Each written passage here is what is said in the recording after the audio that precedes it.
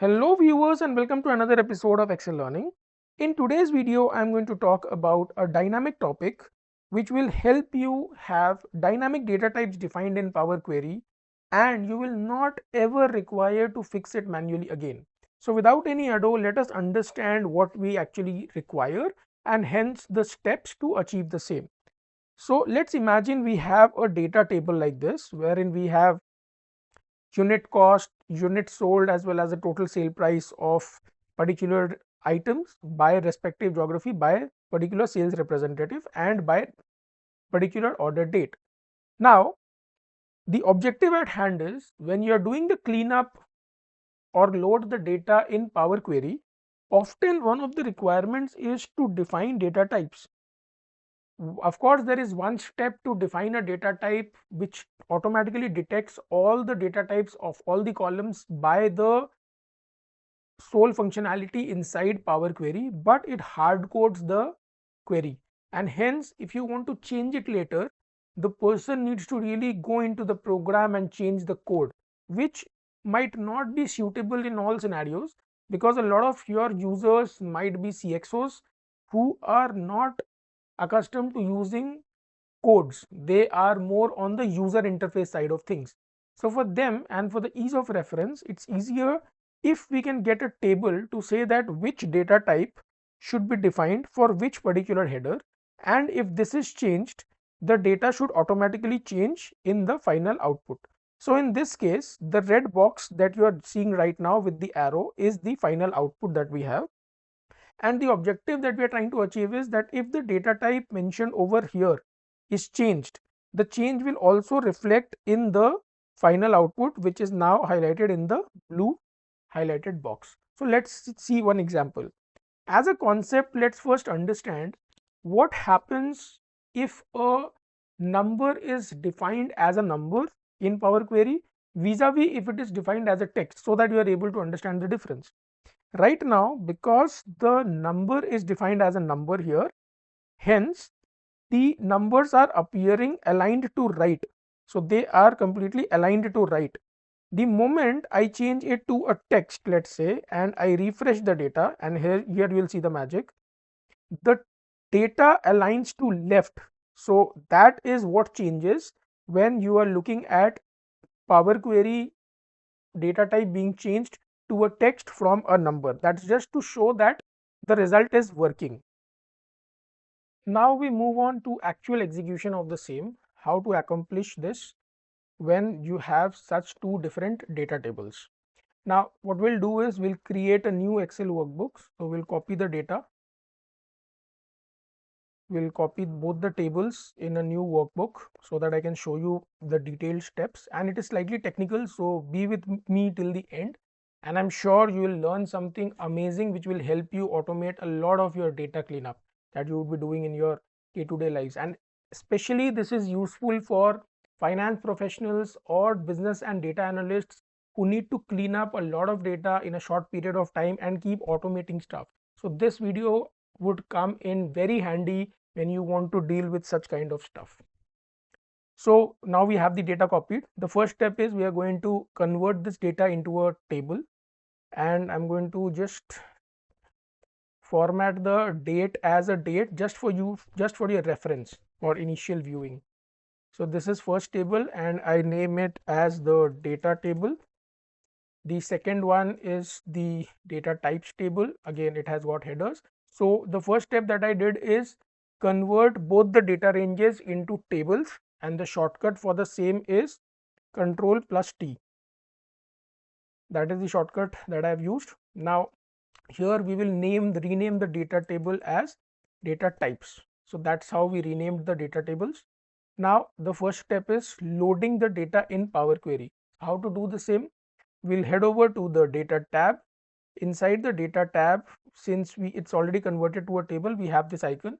I am using Office 365 version. In case you are on any other version of Microsoft Excel post 2016 and 2016 included as well, you need to find that icon. If you're not able to find it, you will definitely get it under get data option. So I'm just going to load the data over here. I loaded the data, but I need the second table also, which is the data type. So I'm going to close and load to, and I don't want to load it right now. I will just create it as a connection. I'll just create it as a connection. The second data table also we will load, and here we are. So now let's see what is the problem statement and how do we really solve it technically inside the Power Query window. So this is the main data table that we are referring to, and this data table is where we are wanting to redefine the column data types to be automated. Now let's see, had we not automated, what is the normal process to do it? So the normal process to do it, you select all the columns. I have selected it by using Ctrl+A, that is the shortcut for it, or you can manually select the columns and then you go to the transform tab. Inside transform tab, you have an option which is called detect data type. The moment you click on it, you will see that all the data types, for example, order date, this has been converted into a date data type. For region, it has been converted into a text. For numbers, it has been converted into a decimal. For units, again, you see it has been converted to a number, but a whole number, not a decimal number, and into a decimal number for the entire value. Now, what's interesting is to understand what this step tells us. So Power Query inherently generates a step for everything that we do, which means the steps are repeatable, or they will repeat and perform the same operation again and again. Now what is happening here? Let's observe a bit closely. This is the primary formula. Inside the formula, you have got two curly braces and the column name and the data type. So basically, in order to simplify it, Power Query requires the syntax to be in such a format which has two components inside the braces. So first component is column name and second component is column data type desired. So basically we need to give the input in this fashion, and that's when Power Query will be able to execute the automation of the data types. Now let's see how to do the same. Now let us move to the second table, which is the data types. So inside data types, we have got two columns. One is the header name and one is the data type. Now one thing important to understand here is the data types written here mean nothing for Power Query. For Power Query to understand data types, if I mention the data type as date, or if I mention it as text, or if I mention it as number, it means nothing for Power Query. Power Query needs to understand in its own language, wherein it needs to be fed either a number or a text or something else, or for example a date, so as to understand what exactly the data type is being asked for. So let's first understand how to do that. In order to do that, we'll first create a custom column, and inside the custom column we are going to name it as Power Query enabled data type, and in that we will write if my data type is equal to date, for example, then the syntax for date is this: give any random date with three components, year, month and date, else if data type is equal to number, then let's say 1, else A. Now what does A stand for? A is basically a text. It denotes, it's a simple text, which is the text data type, TEXT. So for that we don't need anything specifically to be defined. It is the final balancing figure or the else part of the if statement that we are writing. The moment we do that, now you see the third column, that's very interesting. It has now given us a set of respective values corresponding to the values given in the data table which we took from the base Excel. Now, still now it is not clear, Power Query is not clear that whether it is the value type or whether it is a simple value. For that, we will use a simple function. Inside the formula bar, you can see the formula written over here.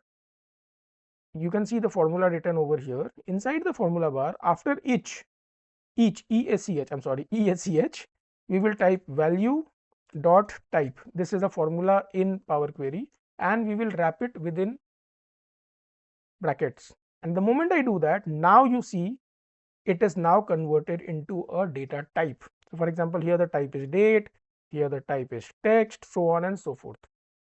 So now we no more need this column, so we can remove it. We just need header and Power Query enabled data type. Now, what is the next step? You remember here we required two inputs for each. So one was the column name and another was the data type. So here also we require something like that. So we require, instead of this kind of format, we require something which is horizontal, and we'll see how to do that. Here comes the magic. We'll simply go to transform and click on transpose. Tada! You see the desired thing that you wanted. You wanted the column name and the data type to be defined in one place, and that is done. Now, the next step is how to convert it into a list, because whatever you give inside braces is a list, and Power Query only understands that language because the syntax is very strict inside Power Query. So what are you going to do?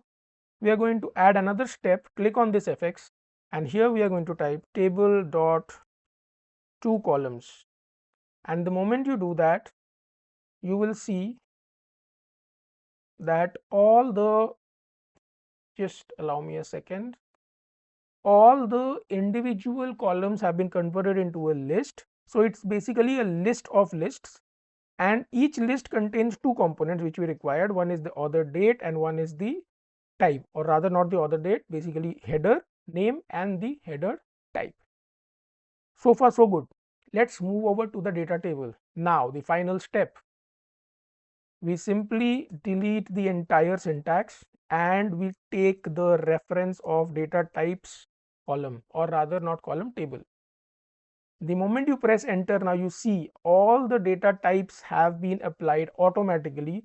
And see here, we had applied intentionally, we had applied a text data type in units, and that has been applied. Now we'll close and load.